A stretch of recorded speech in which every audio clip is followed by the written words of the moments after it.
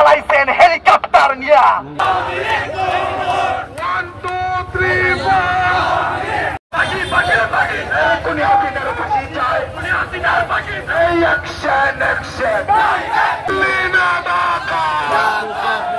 বাংলাদেশের ছাত্র জনতা যে বিজয় অর্জন করেছে, যে হাজার হাজার শহীদ প্রাণ দিয়েছে, তাদের রক্তের পর অন্তর্বর্তীকালীন সরকার এখনো দাঁড়িয়ে আছে।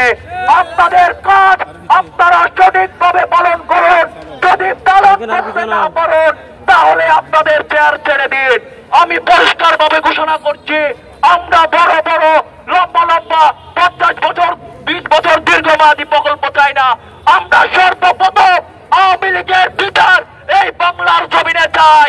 আমরা সর্বপ্রথম বাংলাদেশ থেকে এই আওয়ামী লীগ খুনি আওয়ামী লীগের দলকে, বেশিবাদী স্বৈরাচারী গণহত্যাকারী দলকে নিষিদ্ধ চাই।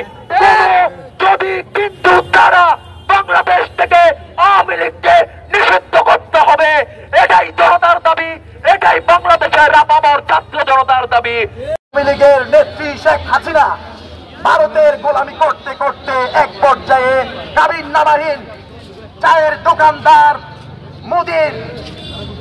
মোদিকে দ্বিতীয় স্বামী হিসেবে গ্রহণ করে বাংলাদেশকে একটা বেশ্যা নগরীতে পরিণত করেছিল।